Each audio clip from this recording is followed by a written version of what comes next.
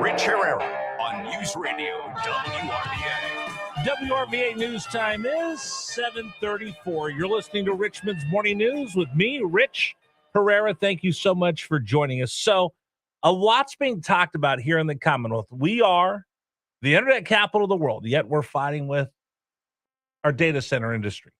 People want to tax it. People don't want them. We're rejecting opportunities to build more data centers. And yeah, it's a neighborhood issue, but it's also a national security issue.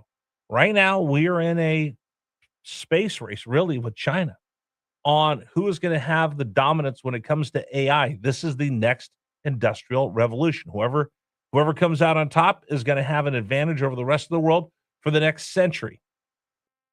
But the way we look at AI in these data centers is completely different than the way they look in China. Recent studies said that in China, 83% of the people view AI products and services as more beneficial than harmful.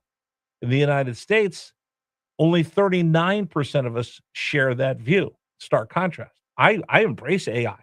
It increases my bandwidth, helps me with research. But again, I tell everybody, it's like a 5-year-old child. You have to put guardrails on it in order to get it to do what you need it to. I mean, basically, Google is pretty much, well, you know what? Let me ask an expert. Let me bring someone in here who wrote an interesting piece, an op-ed, and I'm going to bring in Autumn Dorsey from Heritage Foundation to talk about that. She's our guest here on News Radio WRVA. Good morning, ma'am. Good morning. What's the difference between when I use ChatGPT to do research and I put guardrails on it, these are my trusted sources, or Google? Right now, there's not really that much of a difference. I mean, obviously AI is a lot better. It's kind of become like an elite Google search in the fact that, like, it can kind of synthesize information. It can pull sources. The one thing you do have to be careful of is these AIs hallucinating sources. But other than that, it can write a pretty good research memo. Hallucinating sources, there's always drift. And again, I tell people, and they're kind of amazed, ChatGPT, the GPT stands for generative predictive text. I think that's what it means. It means it's going to tell me what I want to hear, so I keep engaging with it. That's one of the things where you have to put the guardrails around it. But as I look at all of this, in the battle right now we have with data centers and AI, Americans seem to be afraid of AI, intimidated by AI. Maybe we saw Terminator 1 too many times. We think Skynet's coming. Maybe we saw Battlestar Galactica and we thought the Cylons were going to take over. What's the difference between what China sees when it comes to AI and what America sees when it comes to AI? Yeah.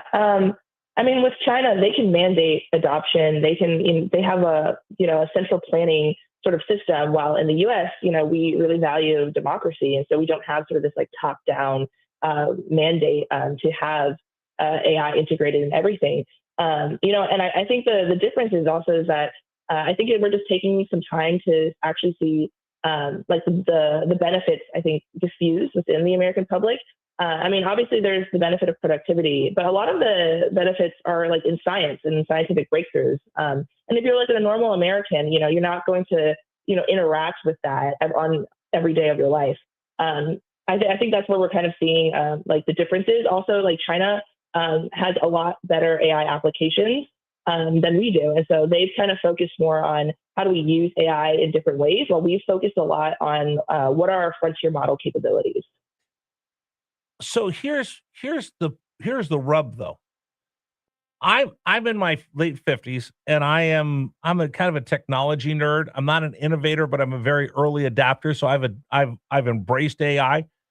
But when I talk to people younger than me, I talk to younger millennials, or I talk to like my nephew and niece. They're 8, 9, 10 years old. They hate AI. They don't want anything to do with AI. We watch these college graduations, and if a speaker speaks up and says anything about AI, the kids start booing. I've talked to kids that have told me, "Oh, AI took my job. I'm not going to have a job because of AI." There is actually a Luddite type of pushback, and Luddites are the people that, during the last industrial revolution were trying to thwart the industrial revolution coming on by sabotaging new technology. It seems like they have that mindset right now. Yeah, no, I agree. It is a concern.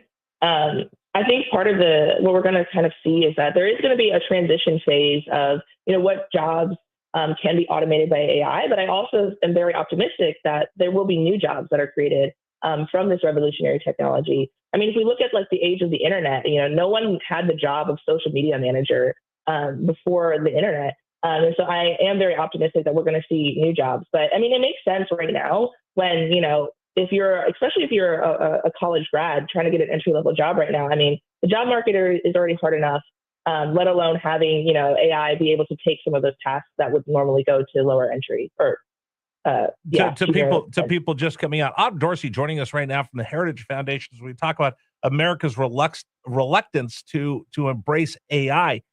But here's the one thing, Autumn. I think we're afraid of the word algorithm. We haven't even got to the word model, which really is what we do.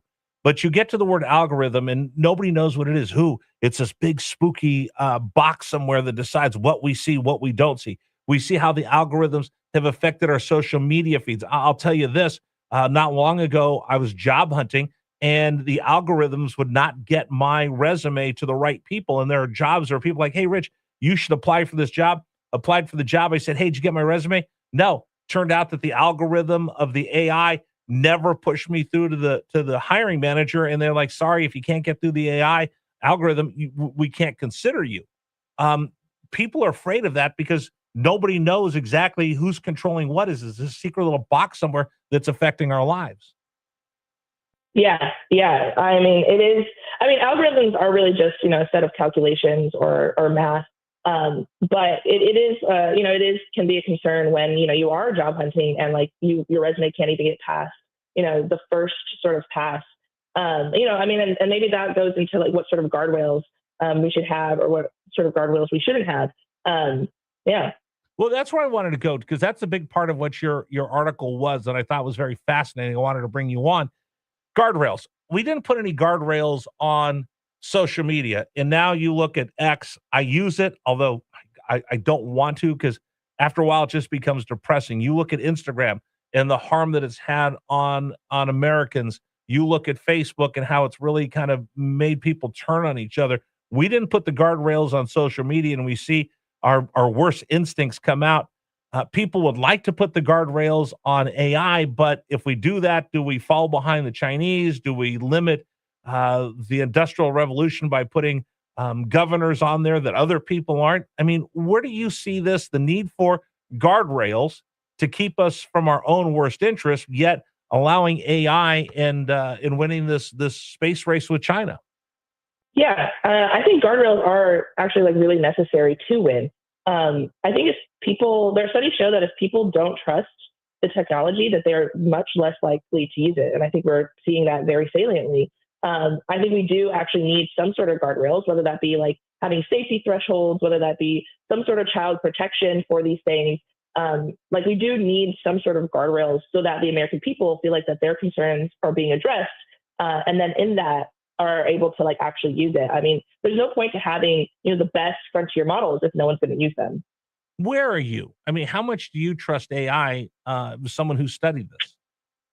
I would say I think I trust it in the sense of, it has helped my workflows. It has made me, so much more productive and has given me so much bandwidth. And so I do think it's like a really good tool. But I also am like very aware that, like my job can largely consist of like writing and research. And so I do have to stay like very adaptable and like to make sure that like I am still adding value in a way that like AI cannot. Autumn Dorsey joining us right now for the Heritage Foundation. Autumn, you're going to laugh at me. Here's mine.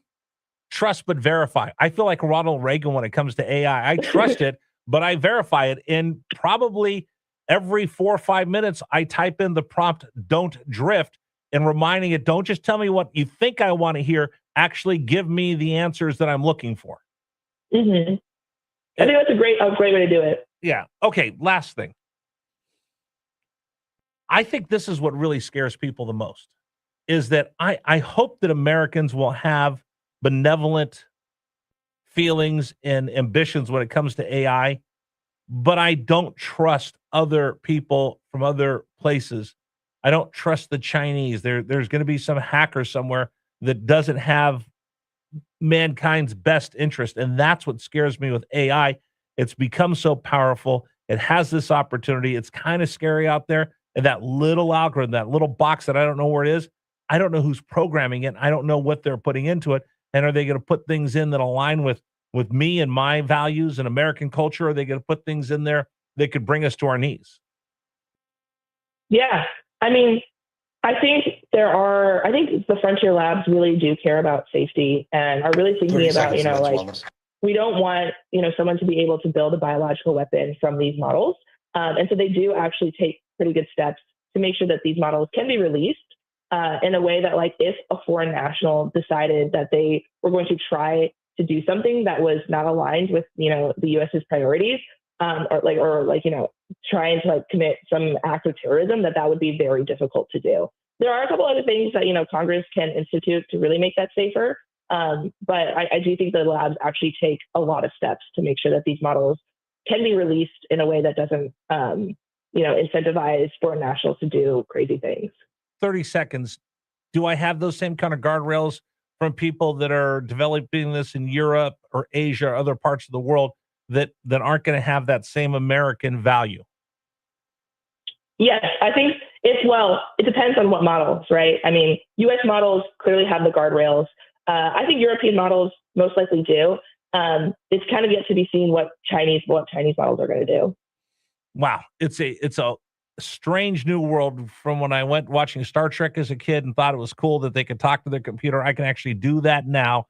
I've got a flip phone that is obsolete that used to look like the communication device in science fiction. All the science fiction is coming true before our very eyes. What they didn't show in sci-fi is the battle internally of adopting this new technology. And I think you've kind of opened some eyes today on that. The piece she wrote was, you don't beat China by letting big tech run wild. It's in realclearworld.com. I appreciate you coming on the program with us. Thanks for having me. All right, take care. We'll continue with you. It's 7:46 here on News Radio WRVA.